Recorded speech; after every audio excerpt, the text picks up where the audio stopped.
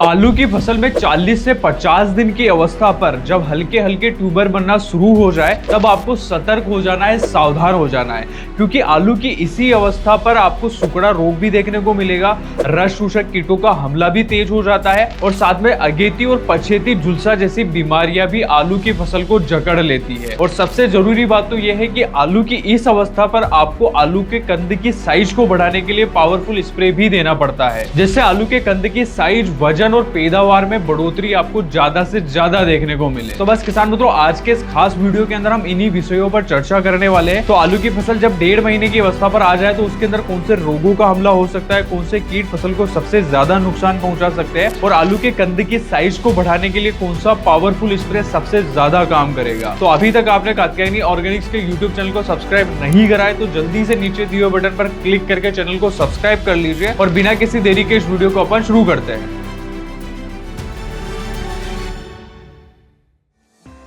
किसान मित्रों, आलू की फसल के अंदर अभी के समय काफी किसानों ने पहला और दूसरा स्प्रे जो है वो लगा दिया है और आलू की जो फसल है ना वो लगभग अभी 40 से 50 दिन की अवस्था पर भी आ चुकी है। और यही नहीं, काफी किसानों ने आलू की फसल के अंदर पहली और दूसरी खाद जो है वो भी जमीन के माध्यम से डलवा दी है, जिससे फसल के अंदर आपको काफी अच्छी बढ़वार भी देखने को मिल रही है और फुटाव भी काफी अच्छा शानदार देखने को मिल रहा होगा। लेकिन किसान मित्रों, आलू की फसल जब 40 से 50 दिन की अवस्था पर हो जाती ना तो उसके अंदर 2 रोगों का हमला सबसे ज्यादा देखने को मिलता है। पहला है अगेती झुलसा और दूसरा है पछेती झुलसा। ये दोनों ही जो रोग रहते हैं ना आलू की फसल में हर साल नुकसान पहुंचाते हैं। अब ये जो अगेती झुलसा रहता है ना, इसका हमला अगर आपको पहचानना है तो आपको आलू की जो पत्तियां हैं उनको आपको गौर से देखना है। पत्तियों में अगर आपको सबसे पहले निचली सतह पर जो है वो धब्बे बनते हुए दिखाई देंगे और वो जो धब्बे रहते हैं वो धीरे धीरे फैलते हुए पत्तों की ऊपरी सतह तक आ जाते हैं और ऊपरी सतह से आने के बाद में आपको जो है भूरे धब्बे जैसे जो है वो निशान बनते हुए दिखाई दे रहे हैं। तो आपको समझ जाना है कि आलू की जो फसल है ना उसके अंदर अगेती झुलसा का जो हमला हो चुका है। अब ये जो अगेती झुलसा रहता है ना, इसका हमला आपको पत्तियों के ऊपर भी दिखाई देगा और जब कंद बनते ना तो कंद के अंदर भी इसका हमला जो आपको दिखाई देता है। कंदों को अगर आप चीर के देखोगे ना तो कंद का जो अंदर का आकार है ना वो काला पड़ के जो है वो खराब होना शुरू कर देता है। तो इस प्रकार का जो लक्षण अगर आपको दिखाई दे रहे हैं तो ये अगेती झुलसा के ही लक्षण है। और वहीं पर अगर पछेती झुलसा का हमला आपको पहचानना है तो आपको सबसे पहले पौधे का जो पत्ता रहता है ना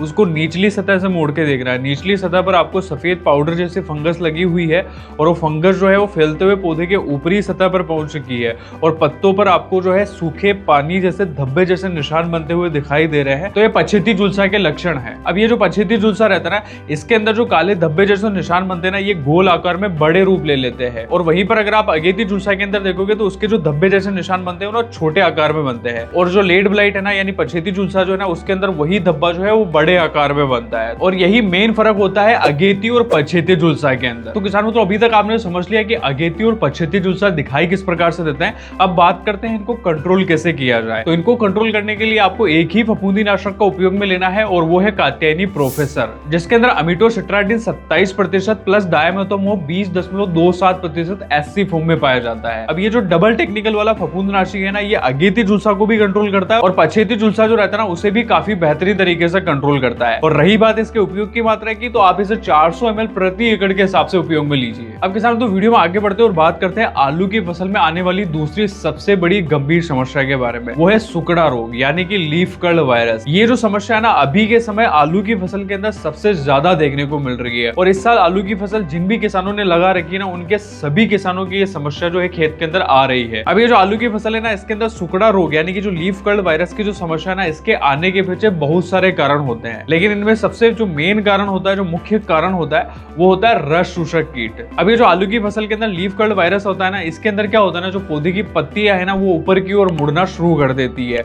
और जो पत्ती है वो पूरी तरीके से खुल नहीं पाती है और जो कर्लिंग जो है यानी कि जो कुकड़ापन जो है ना वो साफ साफ दिखाई देता है, जिससे पौधे के अंदर फोटोसिंथेसिस की प्रक्रिया जो है वो अच्छे से हो नहीं पाती है और पौधे के अंदर खाना अच्छे से नहीं बन पाता है, जिससे आप देखोगे कि जो आलू की जो कंद है ना उसकी साइज जहां पर जिस अवस्था पर होती है वहीं पर लोप हो जाती है, आगे विकसित नहीं हो पाती है, या फिर यूं कहूं कि आलू की जो साइज है ना वो अच्छे से विकसित नहीं हो पाती है। अब ये जो लीफ कर्ल वायरस रहता है ना, इसको आने के पीछे जो है बहुत सारे कारण होते हैं, लेकिन उनमें से सबसे मुख्य और सबसे जो मेन कारण होता है ना, वो होता है रस शोषक कीट। और ये रस शोषक कीटों में भी सफेद मक्खी, माहू और हरा तिला, ये तीनों ही जो कीट रहते हैं ना, ये सबसे ज्यादा इस वायरस को फैलाने का काम करते हैं। ये जो रस शोषक कीट रहते हैं ना, ये क्या करते हैं ना, जो नया स्वस्थ पौधा रहता है ना, उसमें से रस चूसते हैं और एक पौधे से दूसरे पौधे में वायरस को फैलाने का काम करते हैं। अब किसानों, तो ये जो लीफ कर्ल वायरस है ना, इसको कंट्रोल करने के लिए आपको दो काम करने पड़ेंगे। सबसे पहले तो आपको एक काम ये करना है कि जो भी रोग ग्रसित पौधा है जिसके अंदर लीफ कर्ल वायरस आपको दिखाई दे रहा है,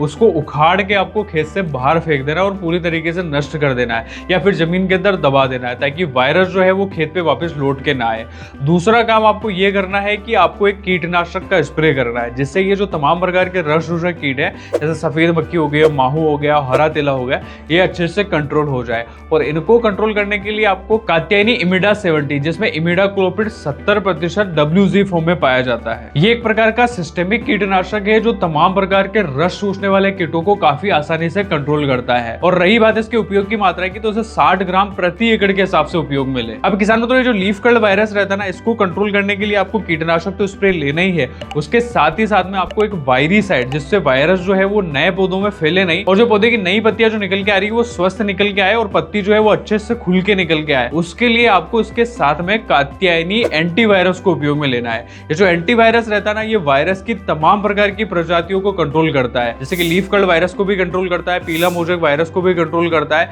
ज़ेमिनी वायरस को भी कंट्रोल करता है। तो तमाम प्रकार की जो वायरस की अलग अलग प्रजातियां हैं, उनके ऊपर इसका जो रिजल्ट है ना, वो काफी अच्छा शानदार देखने को मिलता है। ये जो रहता है वायरस को नए पौधों में फैलने नहीं देता है, और वायरस से जो रोग ग्रसित पौधा है उसकी इम्यूनिटी पावर को बढ़ा देता है, जिससे पौधा जो है सक्षम हो जाता है और नए वायरस का प्रकोप जो है वो झेलने के प्रति जो है वो काफी संवेदनशील हो जाता है। और इस कात्यायनी एंटीवायरस की जो मात्रा है वो आपको 500 ml प्रति एकड़ के हिसाब से कात्यायनी इमिडा के साथ में मिक्स करके उपयोग में लेना है। तो किसान मित्रों, अभी तक मैंने आपको अगेती और पछेती झुलसा के साथ ही साथ में सुकड़ा रोग, यानी कि जो लीफ कर्ल की जो समस्या थी, उसको कंट्रोल करने के लिए बताया। अब इनको कंट्रोल करने के लिए या तो आप इनको एक साथ मिला के स्प्रे कर सकते हो, और अगर आपकी फसल के अंदर सिर्फ फफूंद जनित रोग की समस्या आ रही है तो सिर्फ पहले आप फफूंदनाशक का स्प्रे कर दीजिए। और अगर आपके खेत के अंदर वायरस और साथ ही साथ में फफूंद जनित रोग दोनों की समस्या है, तो आप इन तीनों दवाइयों को एक साथ मिलाकर भी स्प्रे कर सकते हैं। अब किसान तो वीडियो में आगे बढ़ते हैं और बात करते हैं आलू के कंद की साइज को बढ़ाने वाले पावरफुल स्प्रे कॉम्बो के बारे में। तो आलू के कंद की साइज को बढ़ाने के लिए आपको कात्यायनी फास्ट,